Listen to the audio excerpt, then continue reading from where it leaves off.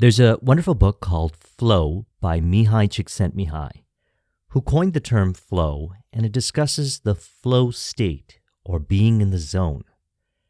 It's a mental state where one is deeply engaged and immersed in enjoyment with an activity, project, creative expression, and what could be considered mundane tasks in everyday life. It's a state of deep awareness and effortless being.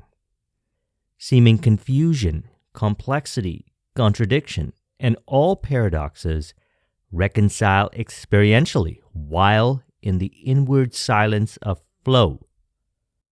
It appears you try not, yet everything happens. And I trust you know what I'm speaking about. You've experienced it. And today I'd like to further encourage it. I had created a Flow series playlist called Flow-Based Life, and I mentioned that I would be putting together another one this year, and thus I'd like to include this video in it. So, you may already know my relationship with flow, as I tend to bring it up in many of my videos. For me, it's a way of life, a priority. I make flow a priority. I first emphasized it as part of my life foundation, so I could perform my entrepreneurial projects and communication aspects in business in a way that I found enjoyable and rewarding, while also cultivating the skills, for example, sales, marketing, leadership, public speaking, as well as the various skills cultivated for providing the services, creating the products, and so forth. Flow to me is an ideal way of being. For an athlete, while in flow, they observe how body seems to move gracefully, automatically, fluidly, as they have yielded completely to the subconscious intention, allowing their entire being to be compelled by it. For the artists, streams of inspiration are received within, and what they sat down to start seems to take on a life of its own, guided by the invisible hand. And in that moment, they have released from personification and surrendered to a higher calling. In sales, all preconceived notions and biases no longer exist in mind, as the conversation seems to eloquently flow fluidly to a mutually beneficial agreement. Washing the dishes even evokes magical inner conversations, revealing insights and perspectives while feeling a deep appreciation for the moment. The skater invests perhaps hours aiming to land a trick, falling again and again, yet each attempt integrates subconsciously the nuances of each experience into mind and body as the trick is finally landed, facilitating a rewarding destination, and upon reflection, the recognition that it was a challenge worth accepting.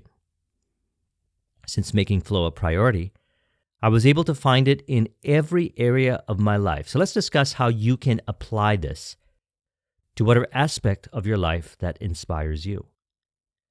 Mihai Csikszentmihalyi discusses 8 components, so let's reflect upon them. They are, number 1, clarity, number 2, concentration, number 3, harmony, number 4, feeling of control, number 5, effortlessness, number 6, altered time perception, number 7, merging of action and consciousness, and number 8, autotelic. So let's apply this to 2 scenarios: the entrepreneur's initiatives and communication. Scenario number 1, the entrepreneur with a definite chief aim of growing their business to a specific valuation or yearly net earnings. Scenario number 2, one who's interested in enjoying stimulating harmonious relationships and connections with others.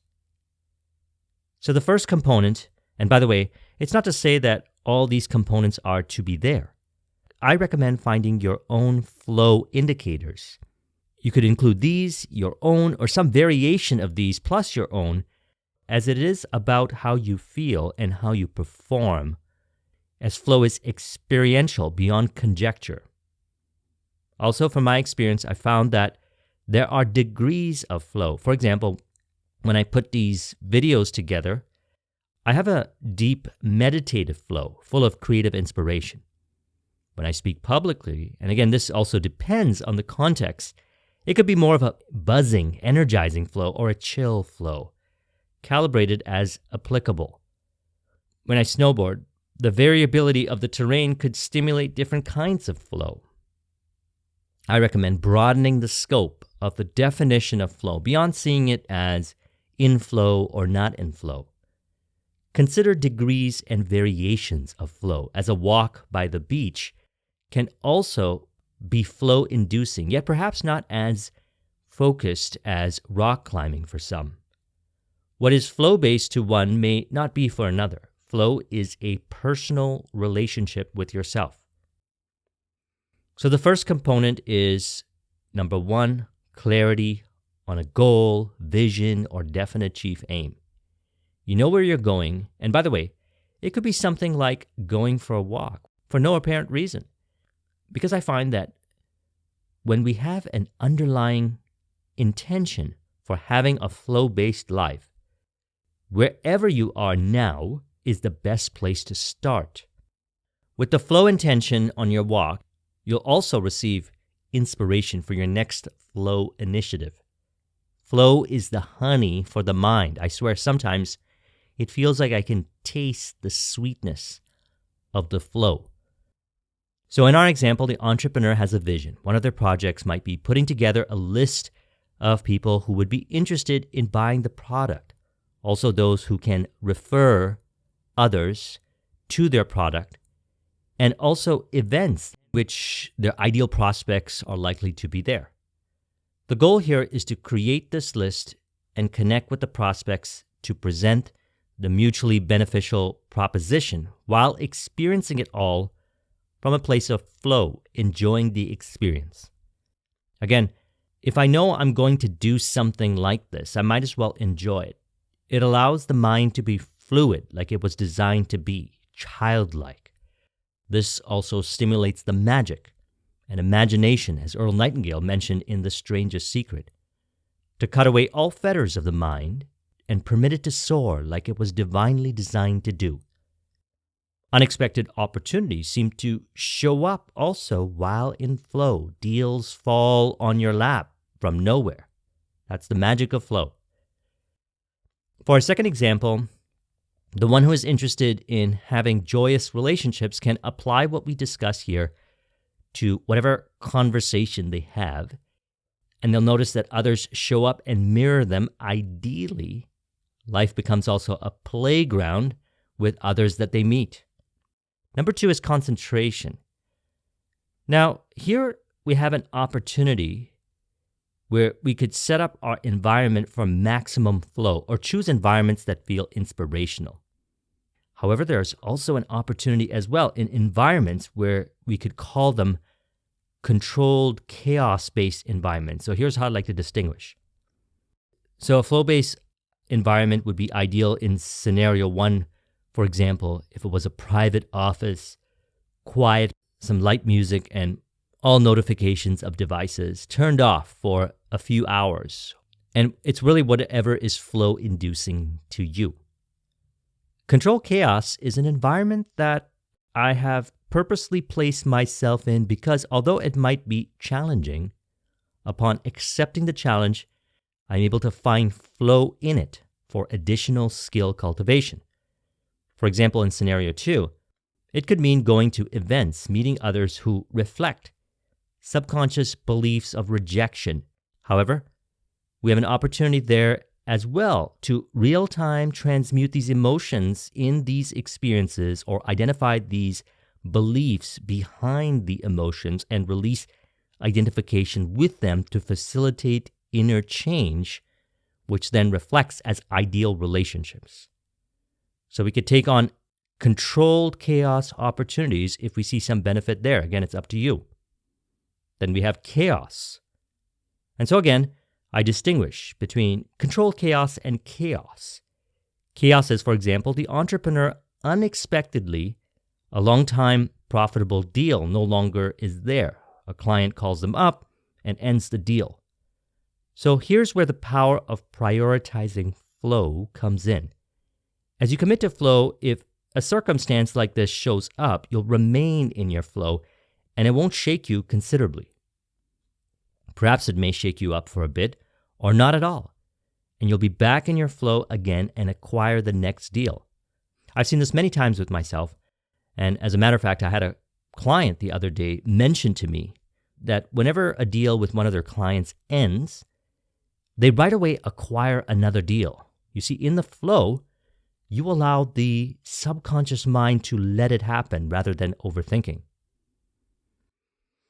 So you can set up your environment for flow, or I like to diversify. Most of the time, it is a pure flow-inducing environment, and I would say about 10 or 20% of the time controlled chaos. So I can reap the benefits of cultivating the ability to experience flow in controlled chaos, which has been very helpful in business to bring everyone involved back into their ideal state by maintaining the ideal state within myself. So if chaos occurred, for whatever the reason may be, and I maintain my ideal state, others involved with the business reflect my state. Number 3, we have a harmony between challenge and skill.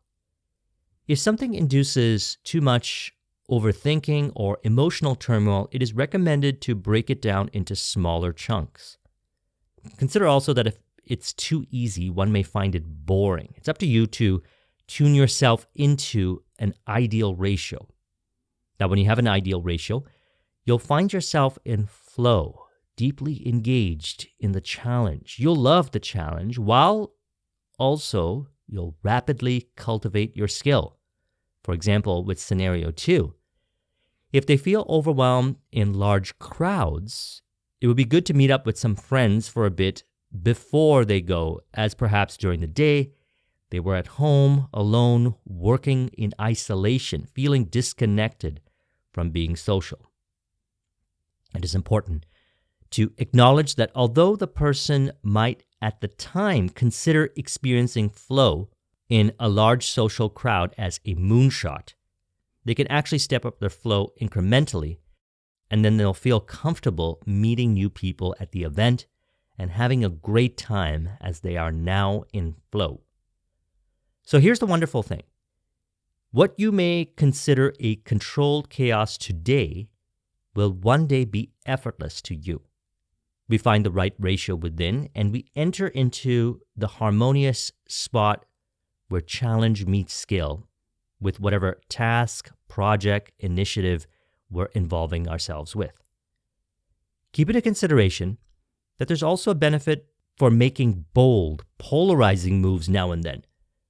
Finding a nice ratio for you is how you get to know yourself. And knowing yourself, as mentioned, is everything when it comes to living a flow-based life. Number 4, we have a feeling of control. Now here's the nuance in relation to this. This refers to trust, a different kind of control, not force-based. The feeling of subconscious intention, direction, where you have released identification to any unnecessary fear and doubt-based beliefs to open up to the magic. Again, this is experiential and beyond conjecture. You feel what I'm talking about here. So we see then that another benefit of flow is that it purifies the mind from past limiting beliefs, and thus I further encourage it. So again, number 4 is not about force-based controlling, rather a lighthearted, I got this approach, symbolic of high self-confidence. Flow is actually one of the best ways to reveal your inherent self-confidence, as I believe we are all self-confident, and flow provides an opportunity to realize it. Those that I've worked with who have chosen to encourage their flow reported universally across the board higher levels of self-esteem, self-love, and self-confidence. Flow is nature's magic elixir. As a matter of fact, we discussed the neurotransmitters that are released while in flow in a previous video on flow. I'll link to it in the description. So in summary, This is a feeling thing. You feel in control rather than trying to forcefully control. Again, this is a nuanced point that you understand in the moments while you're in flow. I suggest, again, going beyond conceptualization. It's about being it experientially. Number 5, effortless. Now, you hear me say this a lot in my videos. Everything happens naturally and effortlessly, wu-wei. This is what I'm talking about. It is in this moment we are in the position of the observer. It feels like the experience is happening for us. 5-sensory vividness, yes, yet happening. Our scope of awareness in our world is experienced as a friendly place. In scenario 2, people seem to seek you out. They show up out of nowhere. They mirror exactly your ideal relationships. It's like one moment they did not exist, and now all of a sudden they exist because others show up as state reflection. Ask them, actually. It's quite interesting and sometimes fun to hear their story of how they got there, how they weren't there before and they happen to be in front of your awareness right now. And so in skill cultivation, we observe how skill seems to show up in ways that can astonish you. You may think, I had this in me? The performance, the skill, this ability? Yes, you did. Everything and eternity exists within you. With flow, we tap into a deeper part of ourselves and let that creativity flow into our creative expression or conversation. For the entrepreneur creating the list from a place of flow, it seems to fill up the page on its own. It's magical stuff. For the one in conversation, they lighten up, releasing persona, stopping self-condemnation of themselves and others, and enjoy the conversation, the interaction. They feel in flow. And it's also important to acknowledge that as we apply this, it becomes a way of life. The self-image, the concept of self becomes flow-based.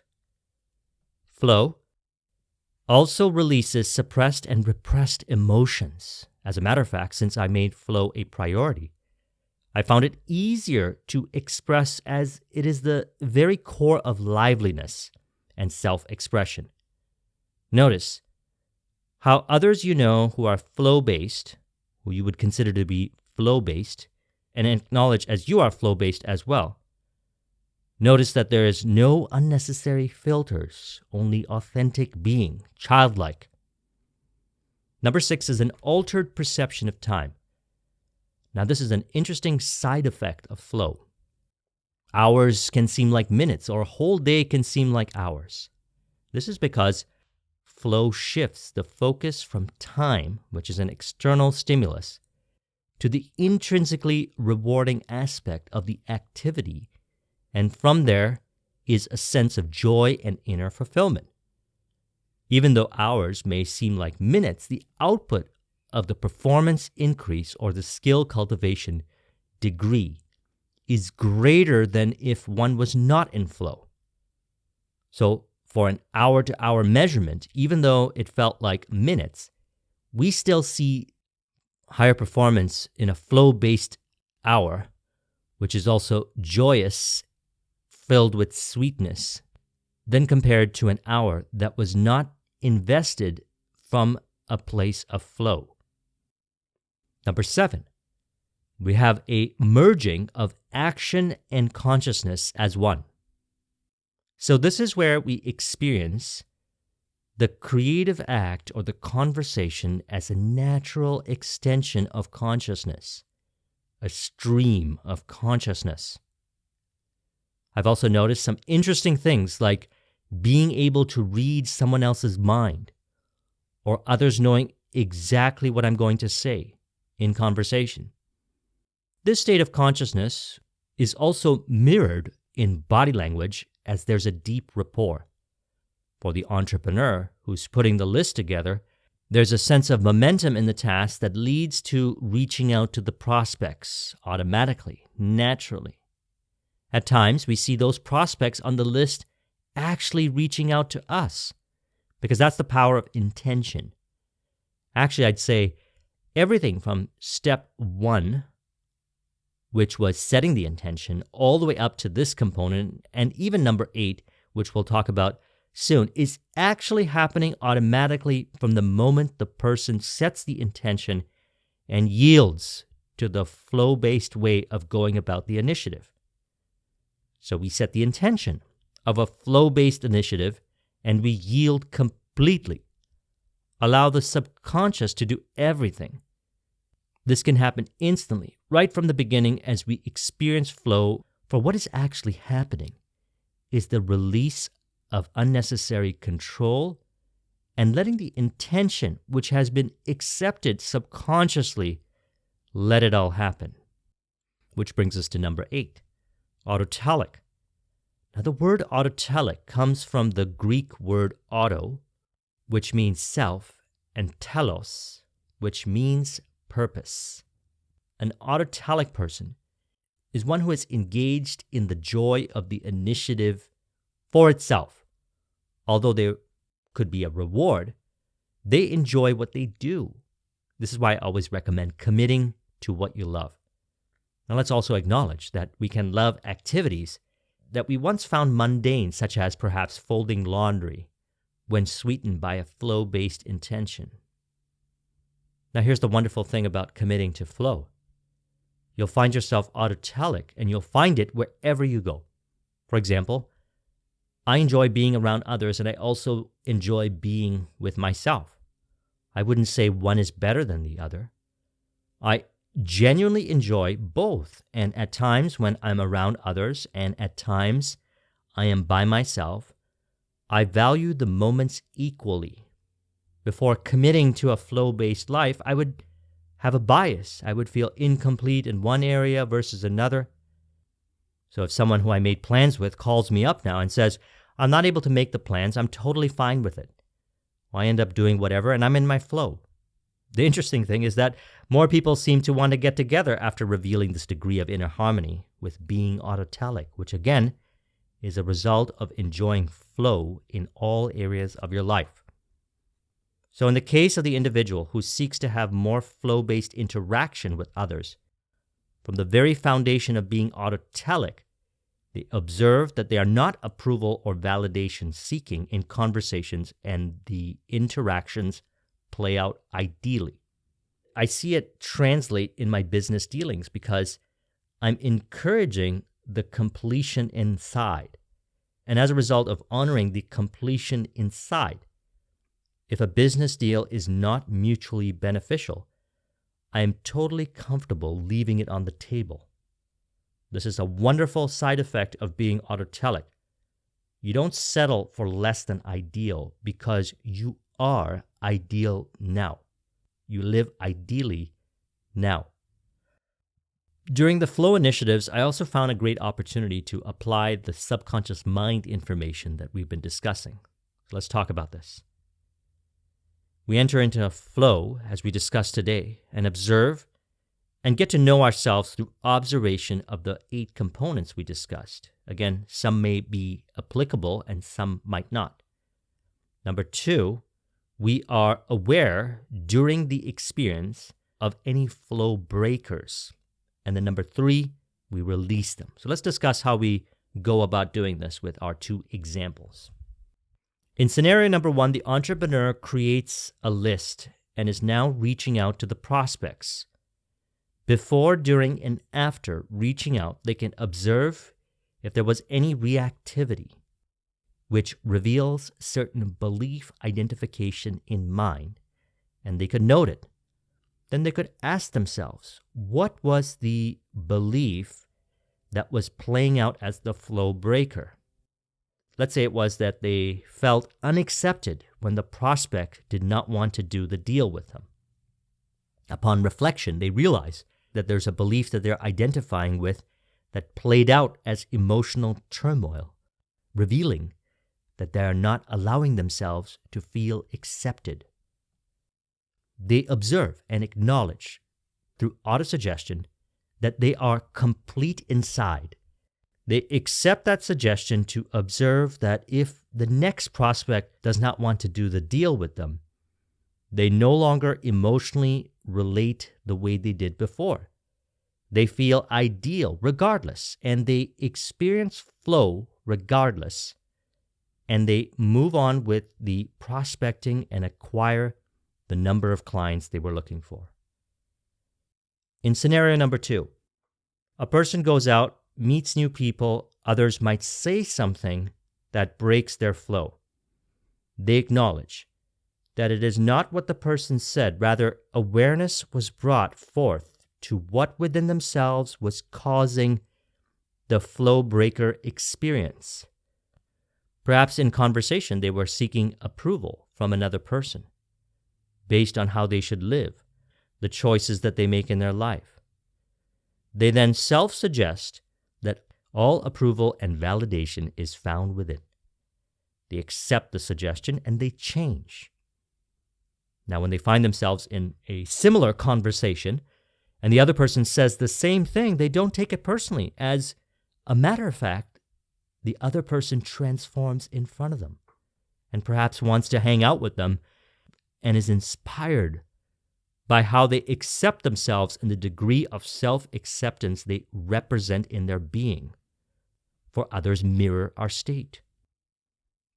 So we see then, flow breakers dissolve by mere observation, as discussed in Tuesday's video. I'll link in the description to it. From there, one releases the limiting belief identification in mind by acknowledging and encouraging what is ideal. The subconscious revelation seems to inspire the conscious suggestion of ideal. This is a harmonious inner relationship between the conscious and subconscious, which, by the way, happens automatically, which you may not consciously notice while you're in your autotelic flow as you are deeply engaged in whatever it is that you're applying it towards. So again, we see more benefits of prioritizing a flow-based life. And so I encourage making flow your priority. It changes everything to ideal, and you have a lot of fun in the process. I believe transformation is fun, and I experience it to be so. And I know it'll be the same for you. So I trust you found this video to be helpful. Let's go ahead and conclude this with an auto-suggestion to further encourage. You can say, I flow my way through life experiences as I enjoy the creative expression of autotelic being as a result of allowing myself to be. Every seeming obstacle is transmuted into flow enhancement and chaos into flow inwardly and joyously while reflecting it outwardly as magical experiences and expressions of an ideal life in a blissful way. If you would like a copy of this mind map, the link is in the description. Thank you very much for watching. I'll talk with you soon. Take care.